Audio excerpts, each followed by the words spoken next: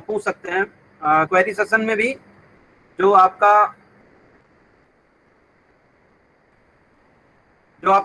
Query session होगा 15 minutes का after this class, you can ask question from previous class also. ठीक है, तो स्टार्ट करते हैं, पीपीटी पे आते हैं।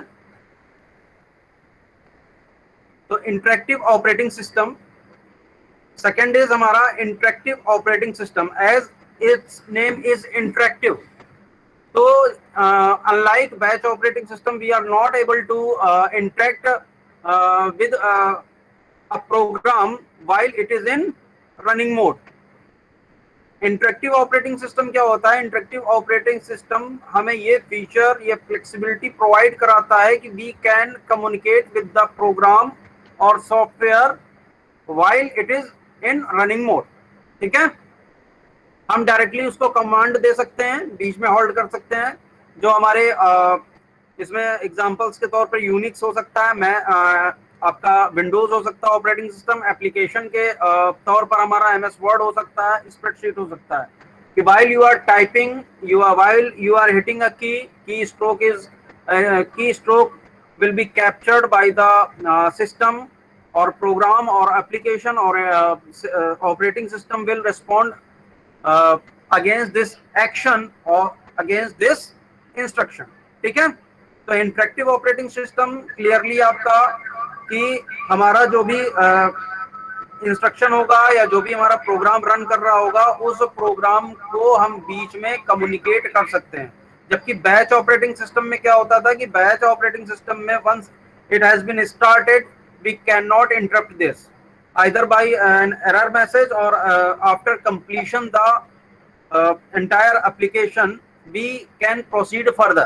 ठीक है, तो इंटरेक्टिव ऑपरेटिंग सिस्टम हम इंटरेक्ट कर सकते हैं, बैच ऑपरेटिंग सिस्टम में इंटरेक्ट नहीं कर सकते थे। ठीक है, ये सामने में स्लाइड्स आप लोगों से फिर से मैं बोलूंगा, जो स्लाइड्स रखी हुई है या पढ़ते जाइएगा। अगर किसी सेंटेंस का मतलब नहीं समझ में आता है जो मैं एक्सप्लेन कर रहा हूँ, ठीक है, तो आप पूछ सकते हैं फिर से वही चीज कि आप नोट करते जाइएगा। अगर कुछ प्रॉब्लम होती है तो क्वेरी सेशन में हम रिजॉल्व कर लेंगे उसको। ठीक है,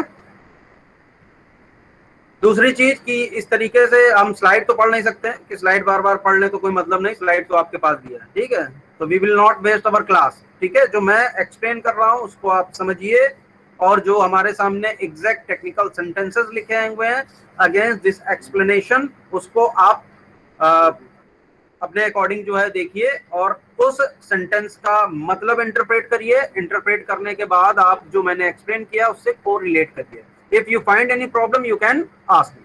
ठीक है, अब नेक्स्ट जो हमारा ऑपरेटिंग सिस्टम है that is multi programming operating system.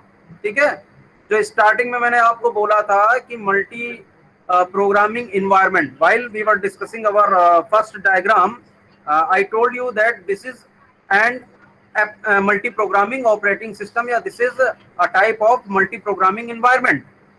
तो मल्टी प्रोग्रामिंग एनवायरनमेंट में मैंने उस समय भी बोला था कि if we want to use या if we utilise our CPU better then we have to use multi programming environment.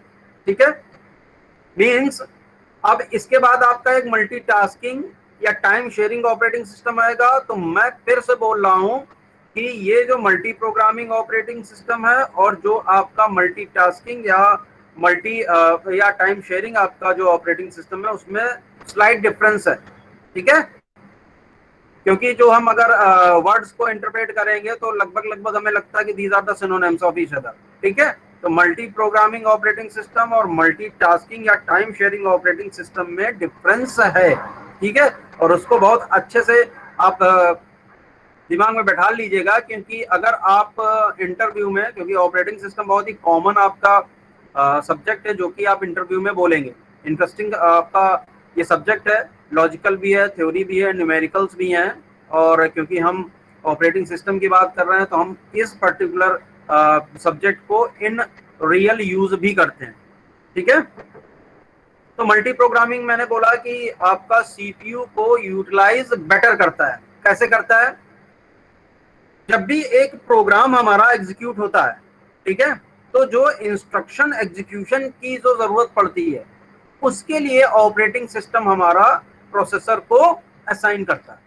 ठीक है, किसी प्रोग्राम में एक इंस्ट्रक्शन लिखा हुआ है और उस इंस्ट्रक्शन को एग्जीक्यूट करना है, तो वी विल नीड या we have to use processor. तो उस केस में हमारा क्या है कि हम प्रोसेसर्स की जब हम बात कर रहे हैं तो ऑल द टाइम प्रोसेसर हमारा इंगेज नहीं रह सकता, ठीक है। वो आपका एक आइडियल केस हो सकता है कि आपने ऐसा प्रोग्राम लिखा हुआ है जिसमें इंस्ट्रक्शंस दिए हुए हैं और वो इंस्ट्रक्शंस कंटिन्यूअली आपके एग्जीक्यूटिंग मोड में चले जाएंगे, प्रोसेसर कंटिन्यूअली उसको आपका जो हमारा प्रोग्राम दिया हुआ उसको एग्जीक्यूट करता रहेगा without any need of input output operation, ठीक है। तो डिफरेंस आपको यहाँ पर थोड़ा केयरफुल होना, जो मैंने बोला without any input output operation. अब होता क्या है, सर माइक ऑन नहीं है। माइक ऑन नहीं है, माइक नहीं सर, रिकॉर्डिंग ऑन नहीं, रिकॉर्डिंग सुनाई नहीं दे रहा क्या भाई? माइक तो ऑन है। रिकॉर्डिंग ऑन नहीं है, रिकॉर्डिंग अब ऑन हो गया सर।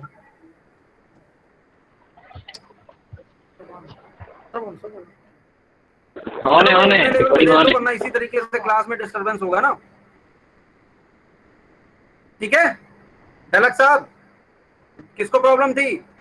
आपस में थोड़ा शार्ट आउट कर लीजिए। मैसेज करने में तो आप लोग मतलब वैसे भी महारथी हो, है ना। आज तो वॉइस मैसेजेस भी भेजे जा रहे थे, कल सर है नहीं, जय हिंद ही बोला। मैं तो एक्सपेक्ट कर रहा था कुछ और ना बोल दे, इसलिए मैंने पहले ही बोल दिया कि भाई सुनाई दे रहा है। क्यों? चलिए खैर, लीव दिस, इसमें टाइम वेस्ट नहीं करते हैं। ऑडिबल है ना, सब सुनाई दे रहा है डलक साहब? यस और नो? यस सर, सब सुनाई दे रहा है सर। ठीक है, ओके ओके, स्टार्ट करते हैं। तो मल्टी प्रोग्रामिंग एनवायरनमेंट की बात हो रही थी। मल्टी प्रोग्रामिंग एनवायरनमेंट में मैंने बोला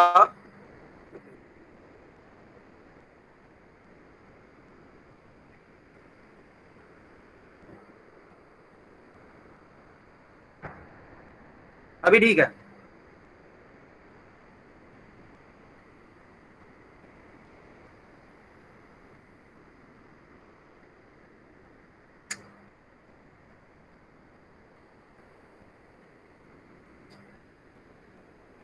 तो मैं इनपुट आउटपुट ऑपरेशंस की बात कर रहा था कि इनपुट आउटपुट ऑपरेशन होता है तो हमें इनपुट आउटपुट की जरूरत पड़ेगी। इनपुट आउटपुट की जरूरत का मतलब इनपुट आउटपुट डिवाइस की जरूरत पड़ेगी, ठीक है। उस दौरान क्या होगा? उस दौरान हमारा प्रोसेसर विल बिकम आइडल या प्रोसेसर विल बिकम फ्री। तो पहले इनपुट आउटपुट डिवाइसेस की जो बात कर रहे हैं उन पे बाद में आते हैं। जो हम सीपीयू यूटिलाइजेशन की बात कर रहे हैं उसकी बात कर लेते हैं। तो when our CPU becomes free, then operating system will decide whether the this processor can be assigned to another waiting process और नॉट, ठीक है। यूनी प्रोसेसर हमारा एनवायरनमेंट की हम बात कर रहे हैं। एक ही प्रोसेसर है और एक प्रोसेसर एट ए टाइम एक ही इंस्ट्रक्शन को एग्जीक्यूट कर सकता है। पैरेलल प्रोसेसिंग के लिए हमें पैरेलल प्रोसेसर चाहिए होंगे। तो यूनी प्रोसेसर की जब हम बात कर रहे हैं तो यूनी प्रोसेसर में क्या होता है कि आपका जब ऑपरेटिंग सिस्टम ये डिसाइड कर लेता है, ये जज कर लेता है कि हमारा जो प्रोसेसर है वो फ्री हो गया है, तो उस केस में हमें करना क्या है? उस केस में हमें करना क्या है? ऑपरेटिंग सिस्टम क्या करेगा? It will check whether there are some waiting processes or not. If there are some waiting process in the waiting queue, then it will assign processor to that particular waiting process to utilize our processor, ठीक है। तो ये इसी तरीके से इसमें main जो हमारा फैक्टर आया, मेन फैक्टर जो आया वो ये आया कि जब भी हमारा इंटरप्ट हो रहा है in terms of IO operations, ठीक है। आईओ ऑपरेशंस में क्या हो गया? Input operation and output operation. तो अब बैक आते हैं, जो मैंने भी बीच में आपको रोका था कि इनपुट आउटपुट डिवाइसेस के बारे में बाद में आएंगे। तो for example you have to, या प्रोसेसर को कुछ डेटा की रिक्वायरमेंट है, तो जब प्रोसेसर को डेटा की रिक्वायरमेंट होती है तो ऑपरेटिंग सिस्टम उस पर्टिकुलर डिवाइस कंट्रोलर को इंस्ट्रक्शन भेजता है कि आप इस इंस्ट्रक्शन के अकॉर्डिंग जो भी डिजायर्ड डेटा है वो आप प्रोवाइड कराएं प्रोसेसर को। और जब तक वो डेटा प्रोसेसर को नहीं मिल जाएगा तब तक हमारा जो प्रोसेसर है वो आगे मूव नहीं कर सकता। तो इन दैट केस अगर हमारा प्रोसेसर मूव नहीं कर पा रहा है, आपका प्रोसेसर इज बिकम फ्री, तो उस केस में हमारा जो प्रोसेसर के यूटिलाइजेशन को आगे बढ़ाने के लिए हमें करना क्या होता है कि जो वेटिंग प्रोसेस हैं उनको ऑपरेटिंग सिस्टम क्या करता है, प्रोसेसर को असाइन कर देता है। यही आपका मेजर डिफरेंस है जो मैं आपको शुरुआत में मैंने आपको बोला था कि जो what is the difference between multi programming operating system and multitasking और मल्टी और टाइम शेयरिंग ऑपरेटिंग सिस्टम। तो this is the main reason, this is the main reason where degree of multi programming can be increased. तो पहला reason मैंने आपको multi programming के case में बता दिया कि हम एक से ज्यादा प्रोग्राम्स को कैसे रन करा सकते हैं। उसके पीछे रीजन क्या था, उसके पीछे रीजन था आईओ ऑपरेशन। तो आईओ ऑपरेशन में मैंने अभी जो बात पूरी खत्म नहीं हुई थी कि operating system will send instruction to a particular device controller to activate and find out exact data for which our processor is waiting। Means आपको सेकेंडरी स्टोरेज से कोई भी एक डेटा आपको पिक करके प्रोसेसर को प्रोवाइड कराना है। तो उस केस में होगा क्या, ऑपरेटिंग सिस्टम पहले इंस्ट्रक्ट करेगा सेकेंडरी स्टोरेज डिवाइस कंट्रोलर को, ठीक है।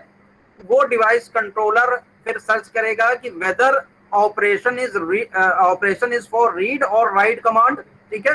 अगर रीड के केस में है तो फिर क्या होगा, आपका वो जो डिस्क कंट्रोलर है वो डिस्क कंट्रोलर फाइंड आउट करेगा कि what is the location of exact data.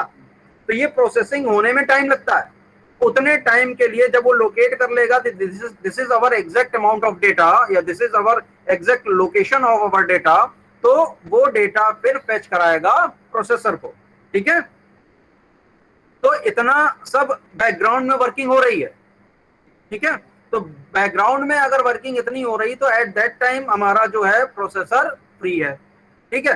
जब प्रोसेसर फ्री है तो हम उसको यूटिलाइज कर सकते हैं। बैकग्राउंड में जो आपका डिवाइस कंट्रोलर काम कर रहा है, जो भी इनपुट आउटपुट है, तो उसको काम करने दीजिए। तब तक तो हम इन बिटवीन किसी दूसरी वेटिंग प्रोसेस को एग्जीक्यूट करा सकते हैं और अपने जो रिसोर्सेस को बेटर यूटिलाइज कर सकते हैं। और रिसोर्सेज आर, मैंने पहली क्लास में बोला था कि सीपीयू हो गया, मेमोरी हो गई, पेरिफेरल डिवाइसेस हो गई, डेटा बस हो गई, these all are our computer resources, ठीक है। तो इसी तरीके से आपका आउटपुट होता है कि मान लीजिए फॉर एग्जांपल आपको प्रिंट कमांड दे दिया, तो एक बार प्रिंट कमांड हमारा क्यू में स्पूलिंग में एंटर कर गई, प्रोसेसर का काम खत्म हो गया। अब जो डिवाइस जिसको हम प्रिंटर बोल रहे हैं उसके लिए जो डिवाइस कंट्रोलर रिस्पॉन्सिबल है उसका काम है, अब वो प्रिंट कर रहा है, प्रोसेसर आपका फ्री हो गया, आउटपुट आपके सामने आ रहा है in the form of print out, ठीक है। तो this is our multi programming operating system.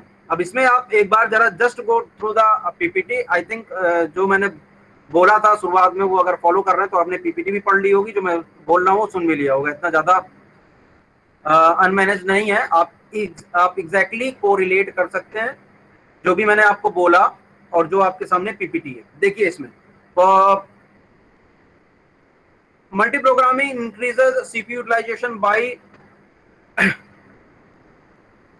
arranging jobs so that the CPU always has one to execute। arranging या organizing, ठीक है। The operating system keeps several jobs in memory simultaneously, ठीक है। जो मैं वेटिंग क्यू की बात कर रहा था, बट यूनी प्रोसेसर है तो क्यू में हमारी प्रोसेसर्स हैं, but processor one by one जो शेड्यूल हुआ उसके अकॉर्डिंग मिलेगा।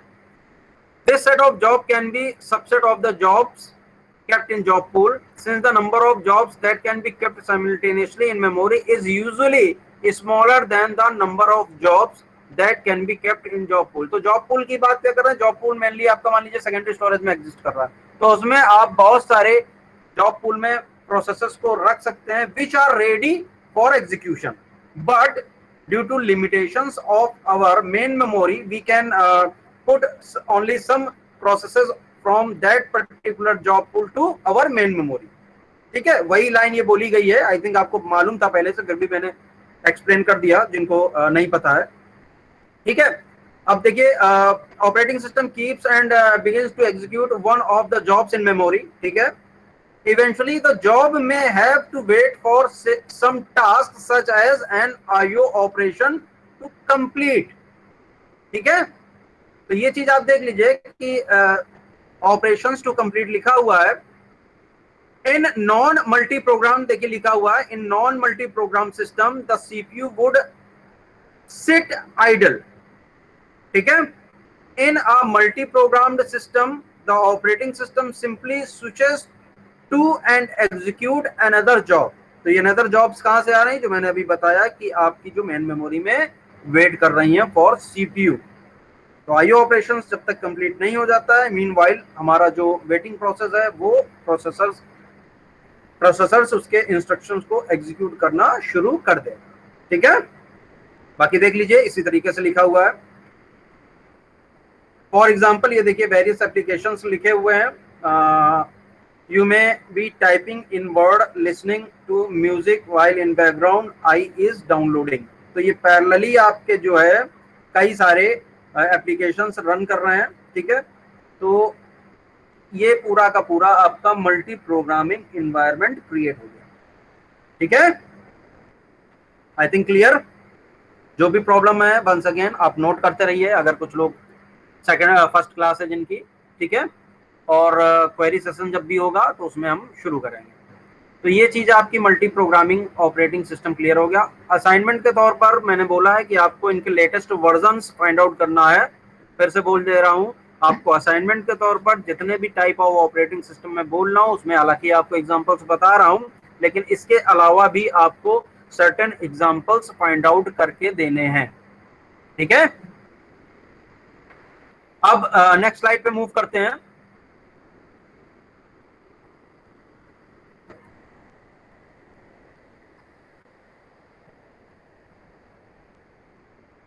ठीक है, ये देखिए जिसकी मैं बात कर रहा था, आपका जो मेन कंपैरिजन हमारा होता है जब भी आप ऑपरेटिंग सिस्टम, मान लीजिए आपने बोल दिया कि इज माय फेवरेट सब्जेक्ट, मुझे समझ में अच्छे से आ रहा है या मेरा इंटरेस्ट है, तो ये कॉमन क्वेश्चंस हैं। मैं बीच बीच में आपको हिंट करता रहूंगा कि what is the difference between multi programming operating system and time sharing या मल्टी टास्किंग ऑपरेटिंग सिस्टम। कभी कभी ये भी बोला जाता है कि मल्टी जो टास्किंग ऑपरेटिंग सिस्टम है उसका दूसरा नाम क्या है। ठीक है, तो टाइम शेयरिंग। अब जो मल्टी प्रोग्रामिंग एनवायरनमेंट था उसमें हमने कॉज क्या फाइंड आउट किया, what is the reason behind the increasing degree of multi programming, कि इनपुट आउटपुट ऑपरेशन हुआ। But in case of multitasking system, तो मल्टीटास्किंग सिस्टम के साथ अगर टाइम शेयरिंग आप दिमाग में बैठा लेंगे कि multitasking and time sharing alternative name is time sharing, तो उस केस में आपको ये करना है कि जैसा कि नाम दिया हुआ टाइम शेयरिंग, तो ऑपरेटिंग सिस्टम क्या करेगा, operating system time quantum decide करेगा। टाइम क्वांटम का मतलब ये हो गया कि मान लीजिए ऑपरेटिंग सिस्टम ने 1 मिली सेकेंड का टाइम क्वांटम डिसाइड किया, तो 1 मिली सेकेंड का टाइम क्वांटम डिसाइड होने के बाद होगा क्या, अगर जितनी भी हमारी प्रोसेसेस मेन मेमोरी में एग्जिस्ट कर रही हैं उन प्रोसेसेस में क्या होगा, उतने ही टाइम के लिए आपको या ऑपरेटिंग सिस्टम प्रोसेसर्स असाइन करेगा to a particular process. Once time quantum has been over, तो ऑटोमेटिकली ऑपरेटिंग सिस्टम क्या करेगा, सेकंड जो क्यू में हमारी प्रोसेस होगी उसको सीपीयू का कंट्रोल प्रोवाइड करा देगा। तो इस तरीके से क्या होगा, 1 बाय 1 इक्वली या यूनिफॉर्मली फॉर्म में आपका जो प्रोसेसर्स का एलोकेशन है वो प्रोसेसेस को हो जाता है। ठीक है, तो स्टिल यहाँ पर भी क्या है, यहाँ पर हमारी एक से ज्यादा प्रोसेसेस एग्जीक्यूट हो रही है। ठीक है, तो अब जब हम बात कर रहे हैं कि जो है हमारे पास क्या हुआ, टाइम क्वांटम की बात आ गई, तो टाइम क्वांटम का मतलब ये नहीं है कि उतने समय के लिए प्रोसेस को हमें टाइम क्वांटम यूज करने ही देना है। मींस अगर प्रोसेस ने सक्सेसफुली बीच में एग्जीक्यूशन करके एग्जिट कर गई है तो वही टाइम आपका आगे एक्सटेंड हो जाएगा, आगे मतलब दूसरी प्रोसेस को मिलने लगेगा। ठीक है, मतलब वहीं से अगली प्रोसेस का टाइम क्वांटम स्टार्ट हो जाएगा। इन अगर टेक्निकल लैंग्वेज में बात करें कि जहां से आपका किसी प्रोसेस का अगर इन बिटवीन टाइम क्वांटम के बीच में कोई प्रोसेस सक्सेसफुली कंप्लीट कर लेती है तो वहीं से टाइम क्वांटम अनदर प्रोसेस का स्टार्ट हो जाएगा। ठीक है, तो ये डिफरेंस है। तो उसमें क्या था, हमारा आईओ ऑपरेशन हो रहा था, इस वजह से हमें जो है मल्टीपल जो है जो प्रोसेसर्स हैं उनको हम ग्रांट करा पाते थे सीपीयू को। अब यहाँ पर क्या है कि फोर्सली जो ऑपरेटिंग सिस्टम स्विच करा लेगा, जैसे टाइम क्वांटम ओवर हुआ तो फोर्सली आपका एक प्रोसेस से प्रोसेसर का कंट्रोल स्विच कर जाएगा दूसरे। ठीक है, अब जैसे कि हमारे पास एग्जांपल होता है कि एक हमने सर्वर बना दिया, लैन पे ही आप बात कर लीजिए, यूनिट आपकी सेल्फ प्रोग्रामिंग होती है या विंडोज के थ्रू आप लाइनेक्स पे सी का प्रोग्राम बनाए, कॉमन सी चीज है। ठीक है, तो उस केस में आपका क्या होता है कि बहुत सारे यूजर्स जो है हिट करते हैं, ठीक है, एक टर्मिनल को शेयर कर रहे हैं, लेकिन प्रोसेसर की रिक्वायरमेंट कुछ समय के लिए होती है जब उनको इंस्ट्रक्शन एग्जीक्यूट कराने होते हैं। तो जो ये स्विचिंग होती है बिटवीन यूजर्स या बिटवीन प्रोग्राम्स, वो इतनी फास्ट होती है कि इट क्रिएट्स इल्यूजन कि हम ही उस पर्टिकुलर सिस्टम को यूज कर पा रहे हैं। ठीक है, तो इसको पढ़ लेते हैं फिर से, आप देख लीजिए। It is logical extension of multi programming, execute multiple jobs by switching among them, but the switches occur so frequently that the user can interact with each program while it is running. It requires interactive computer system. It allows many users to share the computer simultaneously. Since each action or command sends to the short, only a little CPU time is needed for each user. वही जी मैं बात कर रहा था कि जब भी हमारे पास इंस्ट्रक्शंस होंगे that only we required processor. ठीक है, बट जब हमारा एक बार इंस्ट्रक्शन एग्जीक्यूट हो गया तो उसके बाद आपको प्रोसेसर की रिक्वायरमेंट नहीं है, या एक इंस्ट्रक्शंस को एग्जीक्यूट करने से लेकर, यानी कि एक आपका इंस्ट्रक्शन फेच हुआ, एग्जीक्यूट हुआ, और इसके बाद कंप्लीशन के बाद जो दूसरा हमारा इंस्ट्रक्शन फेच होगा, उस बीच में जो हमारा टाइम गैप आ रहा है, वो टाइम गैप हम दूसरे प्रोसेस को प्रोसेसर्स के रेस्पेक्ट में दे सकते हैं। तो ये आपका टाइम क्वांटम डिसाइड हो जाता है, ऑपरेटिंग सिस्टम स्विच करता है। ठीक है, अब देखिए वही सारी चीजें लिखी हुई हैं। ये user is given the impression that the entire computer system is dedicated to his use. ठीक है, वही मैंने कहा था कि स्विचिंग आपकी इतनी फास्ट होती है कि ये इल्यूजन क्रिएट होता है यूजर को कि हम ही अकेले उस सिस्टम को यूज कर रहे हैं। For example, dozens of users access the computer through terminals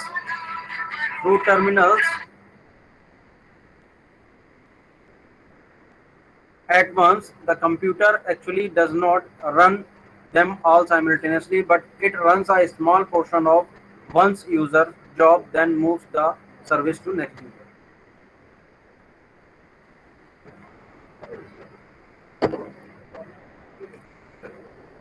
ठीक है, time sharing operating system user CPU scheduling and multi programming, so provide each user with a small portion of a time shared computer. ठीक है,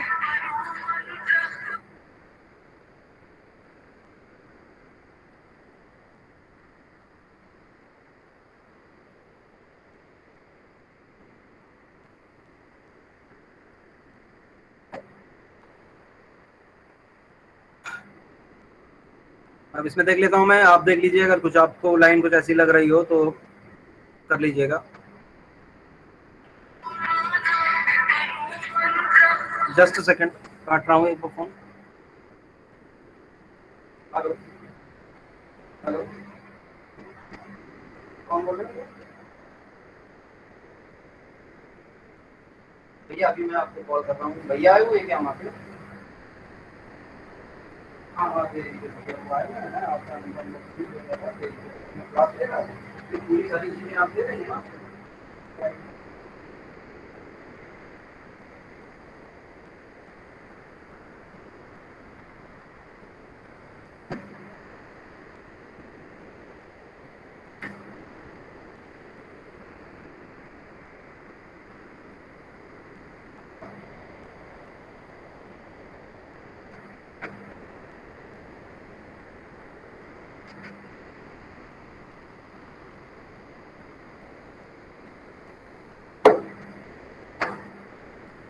sorry for interrupt, कुछ phone मान नहीं रहे थे, बार बार बीच में आ रहा था। ठीक, तो ये आप देख लीजिए तो ये टाइम शेयरिंग में क्या हो गया कि स्मॉल पोर्शन ऑफ जो सीपीयू का है for certain amount of time वो आप प्रोसेस को देंगे। सर सेकंड वाली पीपीटी नहीं है क्लासरूम पर, अभी पोस्ट कर दूंगा, आफ्टर दिस क्लास पोस्ट कर दूंगा, ठीक है। अभी यहां से आपको क्लियर है, दिख रहा है कि नहीं दिख रहा है?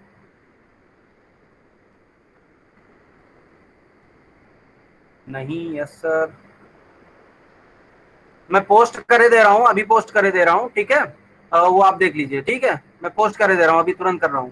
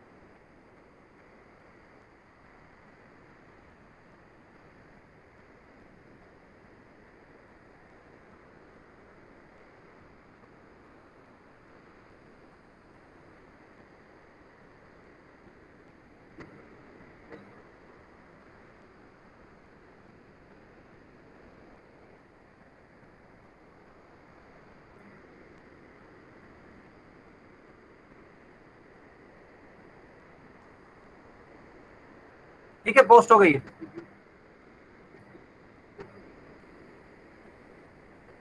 तो इसमें आई थिंक और कुछ नहीं है, मैंने ऑलमोस्ट आपका सारा डिस्कस कर दिया है। इसमें शायद मुझे एक ये, हाँ, सीपीयू शेड्यूलिंग की जो बात कर रहे थे, तो सीपीयू शेड्यूलिंग मैंने बोला था कि जो भी शेड्यूल होगा उसके अकॉर्डिंग आपकी प्रोसेस एग्जीक्यूट करेंगी। मतलब क्राइटेरिया लगेगा कि कौन सी प्रोसेस पहले एग्जीक्यूट करेगी, किसका नंबर बाद में, फिर थर्ड कौन सी होगी, फोर्थ कौन सी होगी। तो उसके लिए एक टर्म आता है सीपीयू शेड्यूलिंग, ठीक है। उसमें वेरियस एल्गोरिदम्स हैं, वो हम आगे जाके पढ़ेंगे जब इसका समय आएगा, अभी थोड़ा सा इसमें टाइम लगेगा, ठीक है। एक चीज ये लिखी हुई, in time sharing system the operating system must ensure regional response time which is sometimes accomplished through swapping where processes are swapped in and swapped out of main memory to the disk, ठीक है। इसका मतलब ये होता है कि आप जब भी मल्टी प्रोग्रामिंग की बात करते हैं, फॉर एग्जांपल एक ब्रॉड एग्जांपल ले रहे हैं कि हमें किसी लार्ज अमाउंट ऑफ डेटा को रीड करना है या किसी प्रोग्राम को लार्ज अमाउंट ऑफ डेटा को रीड करना है, तो उस केस में होगा क्या, उस केस में होगा ये कि प्रोसेस को रीड एंड राइट ऑपरेशन जो है उसमें समय ज्यादा लग रहा है, तो उस केस में वो मेन मेमोरी से स्वैप आउट भी की जा सकती है टू सेकेंडरी स्टोरेज, ठीक है, या जो भी आपका बैकिंग स्टोर है। तो increase degree of multi programming, क्यों? क्योंकि उसको समय ज्यादा चाहिए होगी, तो उसको हम स्वैप आउट कर देते हैं।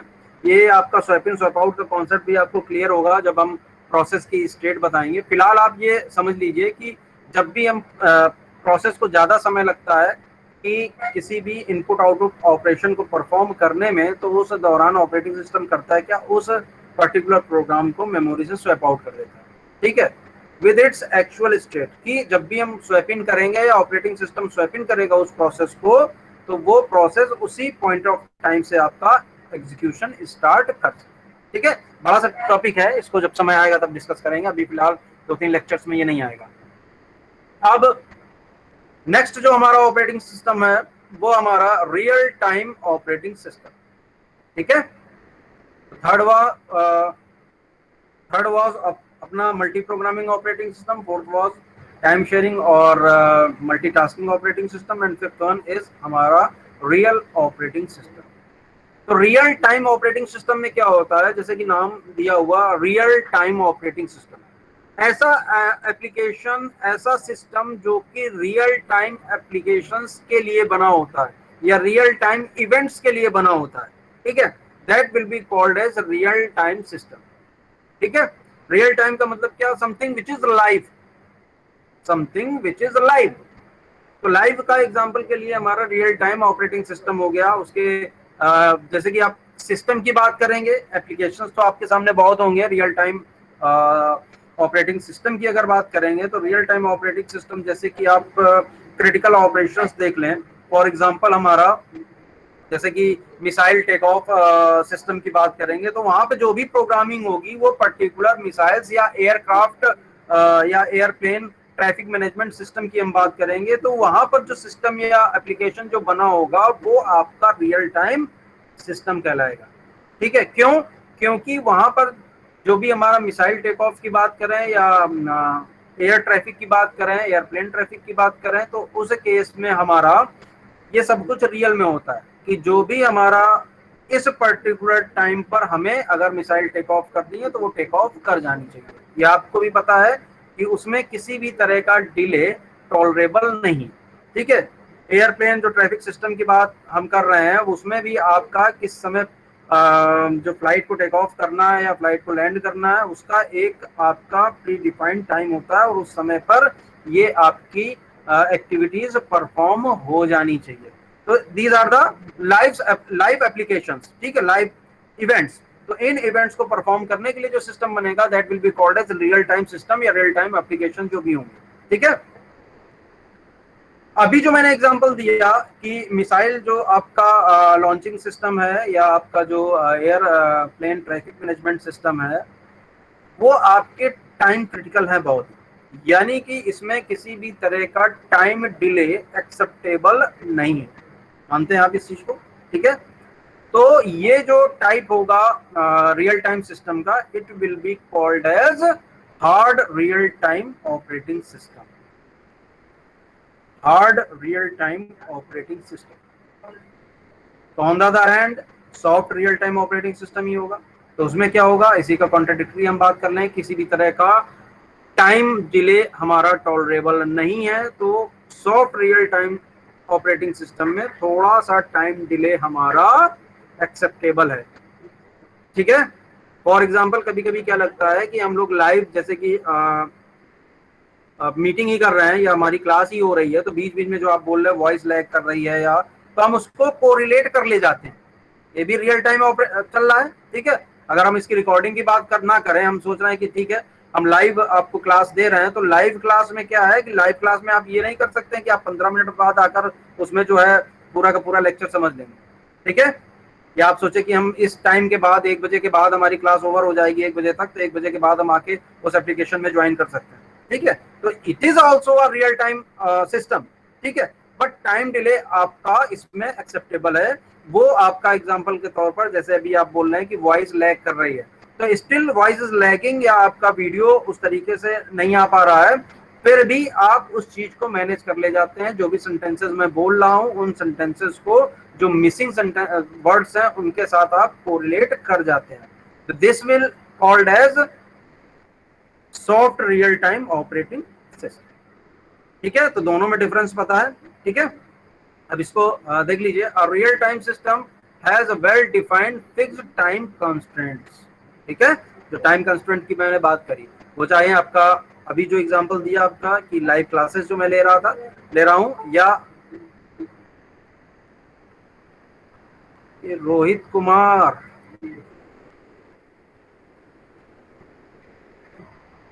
Rohit Kumar ji, it is 12:40। Real time operating system यार पढ़ लिया तुमने एक मतलब 1 बजे से पहले एंटर कर गया, कहते हैं हाँ ठीक है। क्यों? टाइम का ध्यान रखना भाई अगली बार। प्रमोद सर देख लीजिए, एक रोहित कुमार करके आया हुआ, उसकी अटेंडेंस लगा दीजिएगा। अटेंडेंस अपना रोल नंबर बोलो। रोहित, रोल नंबर बोलो अपना। सो गया लगता है। चलिए खैर, हाँ है रोहित, हाँ पहले एग्जिट हो गया होगा। चलिए कोई बात नहीं, अटेंडेंस आपकी मार्क है। खैर, तो रियल टाइम ऑपरेटिंग सिस्टम की बात कर रहे थे, processing. Okay, I know I know, मैंने बोल दिया अभी, आप पहले से एंटर कर चुके थे, अटेंडेंस लगी हुई है आपकी।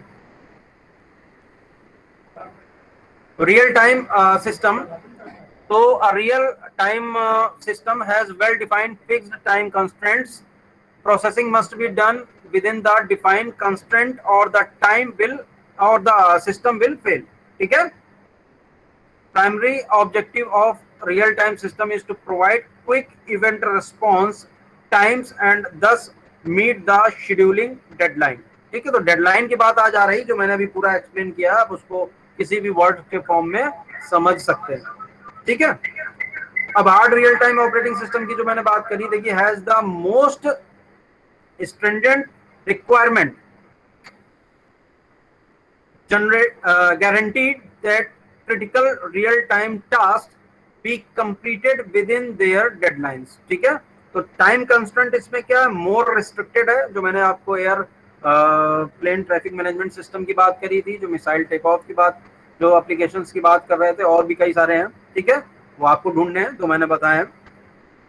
सॉफ्ट रियल टाइम सिस्टम का अभी मैंने बता दिया, less restrictive, simply provide that a critical real time task will receive priority over other tasks and will retain and priority until it completes. ठीक है. Example of hard real time system, airplane, क्या लिखा हुआ है यार, मुझे भी नहीं दिख रहा, छोटा काफी है. ठीक है. And soft real time system is live video streaming. ठीक है, तो वीडियो स्ट्रीमिंग वाला देखिए आ गया कॉन्सेप्ट, जैसे कि आपका कुछ वॉइस और उसमें होता है. चलिए ठीक है, वो देख लेंगे. ठीक है.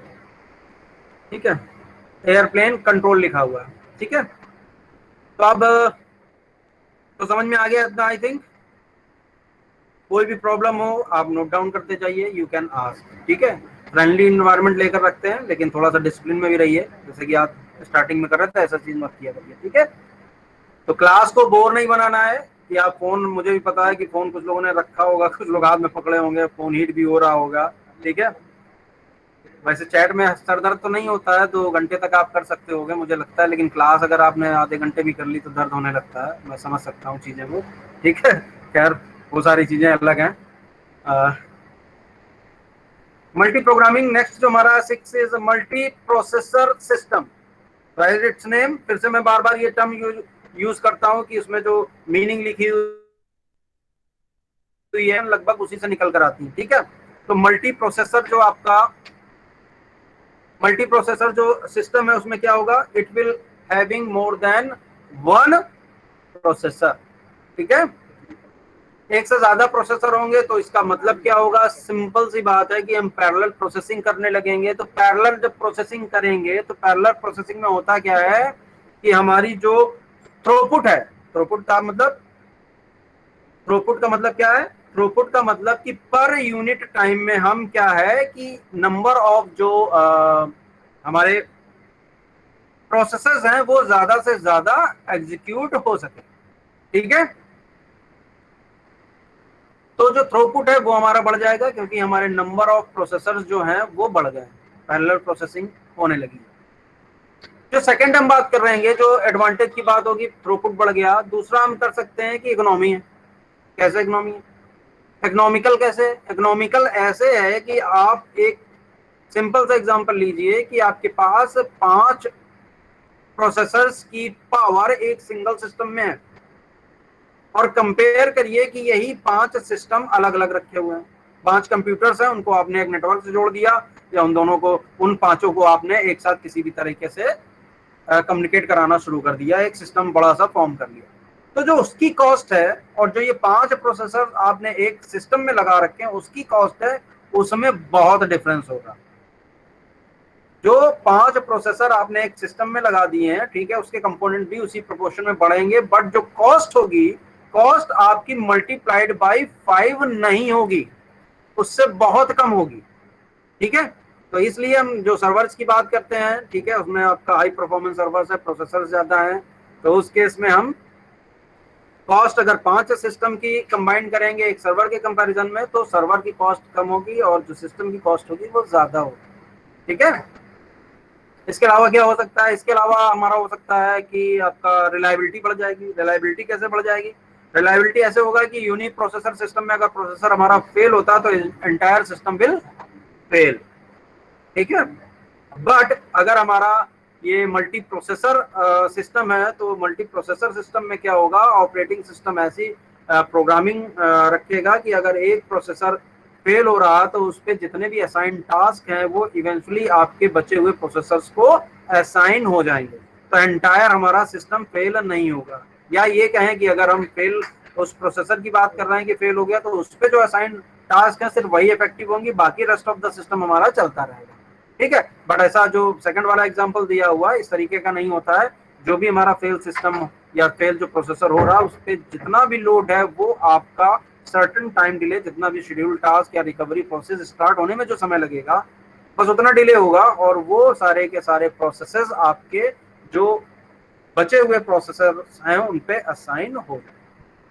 ठीक है, तो नेक्स्ट मूव करते हैं, ये देख लीजिएगा, पढ़ लीजिएगा। क्लॉक, मेमोरी एंड पेरिफेरल, वही चीज दी हुई। अच्छा, टाइटली कपल्ड सिस्टम का मतलब समझ रहे हैं? These are dedicated for a particular task only. Loosely coupled में क्या होता है, लूजली कपल्ड में वो अपने भी जो आपका एक पर्टिकुलर जो ग्लोबल टास्क है उससे अपार्ट जो टास्क आएंगे उनको भी परफॉर्म कर सकता है। लेकिन टाइटली कपल्ड सिस्टम में क्या होता है कि जितने भी प्रोसेसर हमारे सिस्टम से जुड़े हुए हैं वो किसी एक डेडिकेटेड टास्क के लिए जुड़े हुए हैं। ठीक है, उनमें हम इधर उधर के टास्क नहीं असाइन करेंगे। ठीक है, that is called as tightly coupled system. और अगर लूजली कपल्ड सिस्टम की बात करेंगे तो लूजली कपल्ड सिस्टम में क्या होगा, वो पार्टिसिपेट भी करेगा, कंट्रीब्यूट भी करेगा कि एक ग्लोबल टास्क हमारे पास आया है, उसको हमने 5 मॉड्यूल्स में डिवाइड कर दिया। फॉर एग्जांपल 5-5 की मैं बात कर रहा हूँ, 5 प्रोसेसर्स ले लिए थे इसलिए। ठीक है, तो वो 5 मॉड्यूल आपके एक एक प्रोसेसर को असाइन हो गए। ठीक है, और इसके साथ ही साथ उसने पैरेलल भी काम शुरू करे, तो कंट्रीब्यूट भी करता है, पार्टिसिपेट भी करता है और अपना भी काम करता है, जो लूजली कपल्ड सिस्टम होता है। नेक्स्ट स्लाइड पर आते हैं। भाई सब लिखा हुआ है, इकोनॉमी ऑफ स्केल हो गया, इंक्रीज रिलायबिलिटी हो गई, उसको आप देख लीजिए। इफ देयर इज एन, जो लिखा हुआ है यहाँ पे, if there is n processor then speed up ratio will less than n due to overhead and execution shared. तो जो मैंने अभी बोला था कि रिकवरी, जैसे कि फेल होने के बाद जो हमारा रिकवरी प्रोसीजर स्टार्ट होगा उसमें कुछ समय लगेगा, तो उसी अकॉर्डिंग ये क्या होता है, जो कोऑर्डिनेशन होगा। ठीक है, ग्लोबल टास्क आया, अभी अभी एग्जांपल दिया, 5 मॉड्यूल्स में डिवाइड किया गया, तो 5 मॉड्यूल्स में डिवाइड करने के बाद उन पांचों को कोऑर्डिनेट करके, भाई मॉड्यूल्स में हमें काम आउटपुट नहीं चाहिए, हमें उस ग्लोबल टास्क के करस्पॉन्डिंग आउटपुट चाहिए, तो उनको सिंक्रोनाइजेशन और जो कोऑर्डिनेशन में समय लगता है वो आपका स्लाइटली फिर मिलकर लेस देन एन हो जाएगा। That's it. ठीक है, तो आप देख लीजिए, बाकी नेक्स्ट क्लास में मल्टी प्रोसेस सिस्टम से स्टार्ट करेंगे। फिलहाल टाइम आई थिंक हो गया है काफी। अब आप देख लीजिए, क्वेरी रेजोल्यूशन सेशन स्टार्ट करते हैं। किसी को कोई भी प्रॉब्लम है तो दे कैन आस्क। ठीक है, मैं रोल नंबर अनाउंस कर रहा हूँ 121 से 130। Any problem?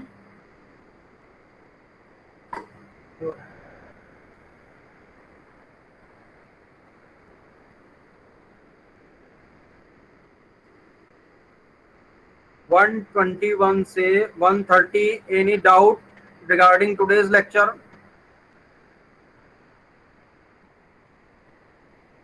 लूजली कपल्ड मैंने बोला ना कि in contrast to, Aditya Gupta ji कुछ पूछ रहे हैं, आंसर कर लेने दीजिए। आदित्य गुप्ता जी का कहना है कि लूजली कपल्ड सिस्टम का मतलब क्या है। तो मैंने बोला था कि जो लूजली कपल्ड सिस्टम होते हैं, मान लीजिए कि 5 प्रोसेसर्स को या 5 सिस्टम्स को मिलकर आपने एक सिस्टम फॉर्म किया है, तो टाइटली कपल्ड सिस्टम क्या होगा, that will be dedicated towards a job only. ठीक है, लेकिन लूजली कपल सिस्टम में क्या होते हैं कि हम नेटवर्क में एग्जिस्ट कर रहे हैं, जैसे आप लोग हैं, आप लोग 5 का नेटवर्क बना लीजिए, आप अपना भी जो काम है वो करते रहेंगे, अपने एप्लीकेशंस रन करते रहेंगे, और जो एक ग्लोबल टास्क आएगा उसको भी परफॉर्म करेंगे। That will be called as loosely coupled system. ठीक है, लेकिन टाइटली कपल्ड सिस्टम में ऐसा नहीं होता कि अगर आप 5 लोगों को रिस्ट्रिक्ट कर दिया जाए कि ठीक है आप 5 लोगों ने एक बड़ा सा सिस्टम बनाया और आप ये पर्टिकुलर एप्लीकेशन को रन करेंगे, तो that will be called as tightly coupled system. Gupta ji, it is okay now? Okay, 121 से 130, 131 to 140, any problem regarding this class?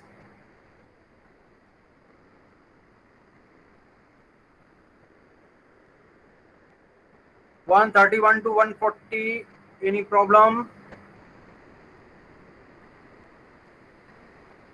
141 to 150, any problem?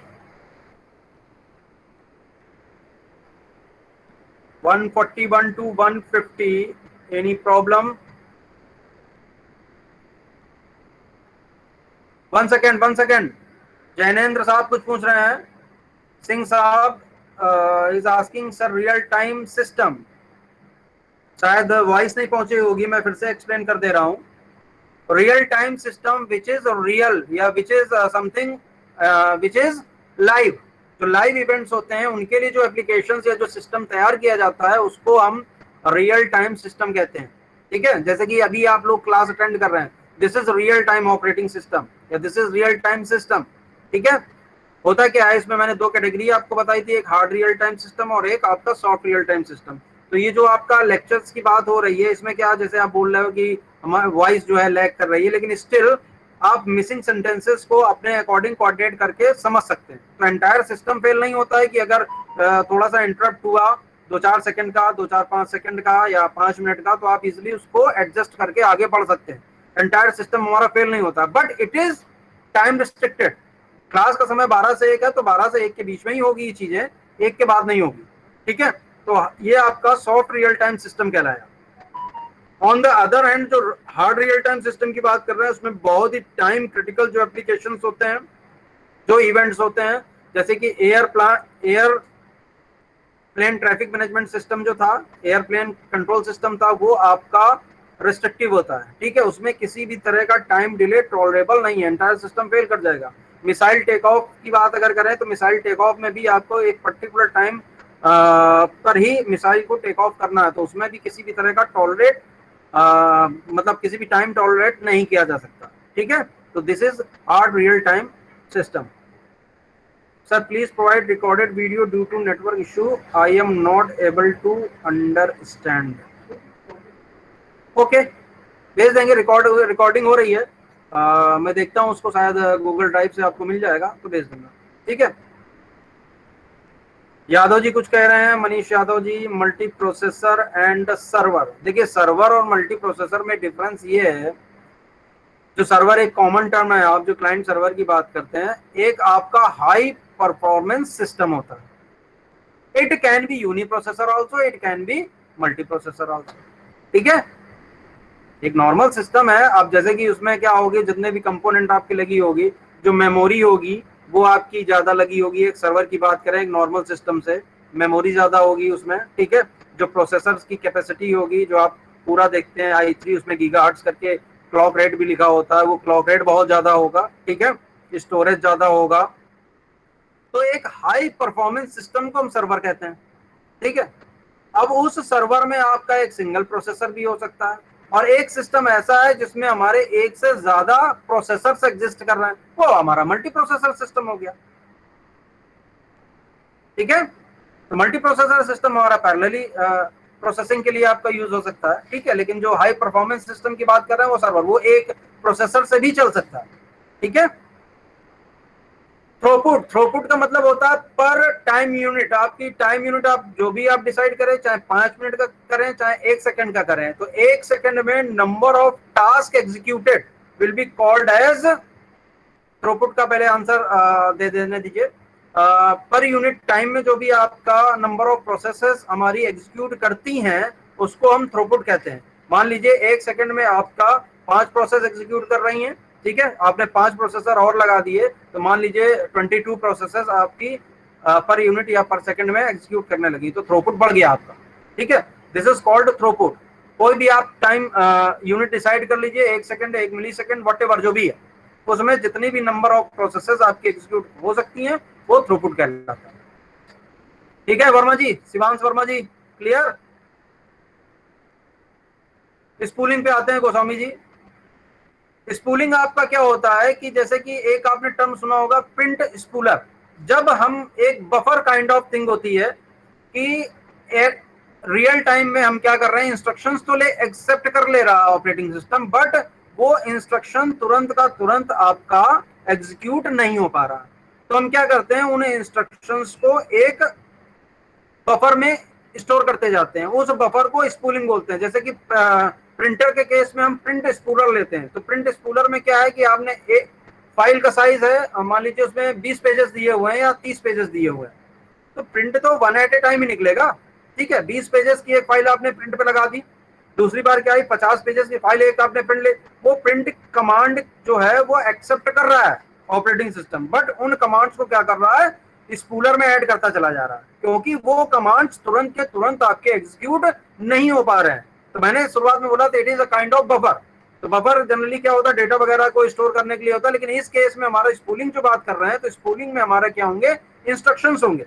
अब इंस्ट्रक्शंस हमारे क्या हुए, एक फाइल आई जिसमें 20 पेजेस थे, 20 पेजेस अभी प्रिंट नहीं हो पाए, तब तक आपने दूसरी फाइल का प्रिंट कमांड लगा दिया, उसमें 50 पेजेस थे, तो फिर इसके बाद तीसरी आपने क्यू में सारे लगा दिए। तो वो जो क्यू बन रही है, जो इंस्ट्रक्शन प्रिंट के कमांड के अकॉर्डिंग हुए हैं, वो आपके ऑपरेटिंग सिस्टम ने एक्सेप्ट कर लिया, और जो डिवाइस कंट्रोलर प्रिंटर, तो उसके अगेंस्ट जो हमारा प्रिंट स्पूलर बना उस पर जाके पुट कर दिया।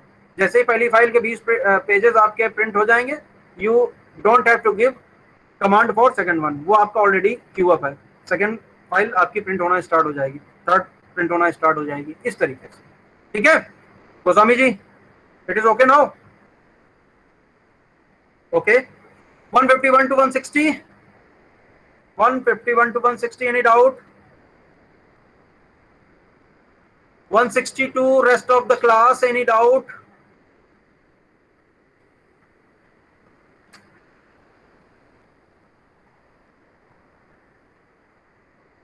आदित्य गुप्ता जी कह रहे हैं कि स्पूलिंग एंड क्यूइंग सेम है क्या? Anyone can answer?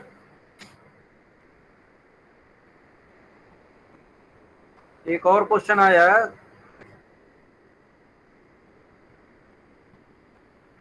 जिनको एग्जिट करना है दे कैन एग्जिट, ठीक है, जिनको क्वेश्चन पूछना है वो बने रह सकते हैं, बाकी एग्जिट कर सकते हैं, कोई प्रॉब्लम नहीं। हेलो हाँ आवाज सर, आ रही वॉइस आ रही है? है, कौन सा? ये हाँ सर, बोलिए। मेरा क्वेश्चन ये है कि अगर हम बीच में एग्जिट करेंगे मल्टीटास्किंग में, तो सर जो टाइम रिमेनिंग बचा होगा सर, वो नेक्स्ट आइटम जो क्यूड है उसके लिए ही सिर्फ मिलेगा टाइम? नहीं, ऐड नहीं होगा, मैंने वही बार बार करेक्ट करने की कोशिश करी थी आपको कि मान लीजिए मल्टी जो टाइम क्वांटम है, बीच में कोई प्रोसेस एग्जिट कर जाती है, कंप्लीट हो जाती है, ठीक है, तो जो नेक्स्ट प्रोसेस यस का सर। टाइम क्वांटम होगा वो वहीं से शुरू हो जाएगा, for that fix time quantum only. ये नहीं हो जाएगा कि बचा हुआ टाइम दूसरी प्रोसेस को मिल जाएगा, ऐसा नहीं होगा। Okay sir. ठीक है, हाँ, तो ये यस सर। मेरे विश्वास कुमार पाल साहब से पहले का एक क्वेश्चन था, बाकी लोग एग्जिट कर सकते हैं जिनको एग्जिट करना, no problem. Aditya Gupta, spooling and queuing same है क्या? देखिए, अलग अलग अगर कैटेगराइज करें, जैसे कि मैंने बफर का लिया, तो बफर भी आप समझते हैं कि बफर क्या होता है, ठीक है, बफर से आपका एक आ गया स्पूलिंग टर्म। तो स्पूलिंग क्या हुआ, स्पूलिंग को मैंने बोला जो इंस्ट्रक्शंस आपके स्टोर हो रहे हैं, ठीक है, एक स्पेस पे, एक लोकेशन पे, उसको हम स्पूलिंग बोल रहे हैं, ठीक है। इसी तरह क्यूइंग जो टर्म आपका यूज होगा, क्यू का मतलब उसमें कई सारी आ जाती हैं, देखिए जैसे वेटिंग क्यू होती है, रेडी क्यू होती है। तो रेडी क्यू में कौन सी चीजें आ रही है, रेडी क्यू में वो प्रोसेस आती हैं जो कि प्रोसेस रेडी है एग्जीक्यूट करने के लिए, ठीक है। अब वहां पर पैरामीटर लगेगा, कौन सी प्रोसेस, मान लीजिए सबसे कॉमन जो हमारा होता है एफसीएफएस, कि हम फर्स्ट कम फर्स्ट सर्व, हम पहले आए, हमने ये पहले रिक्वेस्ट करी तो हमारी पहले होनी चाहिए, तो वो क्यू बन रही है, ठीक है। उस क्यू में जो पहले आया उसको पुट कर दिया, अब उसी ऑर्डर में आपका जो आगे प्रोसेसिंग होगी उसके अकॉर्डिंग होने लगेगी। सिमिलरली वेटिंग क्यू हो गई, तो वेटिंग क्यू में भी आपकी कई सारी प्रोसेस होंगी, तो क्यू को स्पूलिंग से नहीं जोड़ा जा सकता, ठीक है। आदित्य गुप्ता जी, क्लियर और नॉट?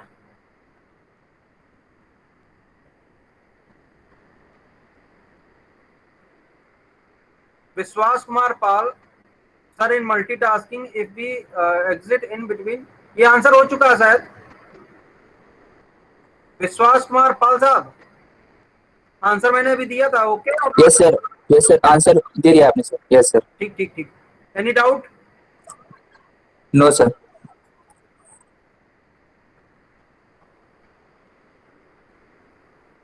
तो क्लास एंड करें,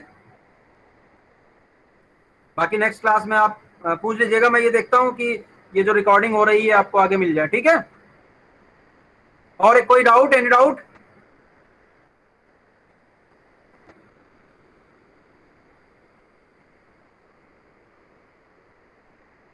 ठीक है, ओके, थैंक यू।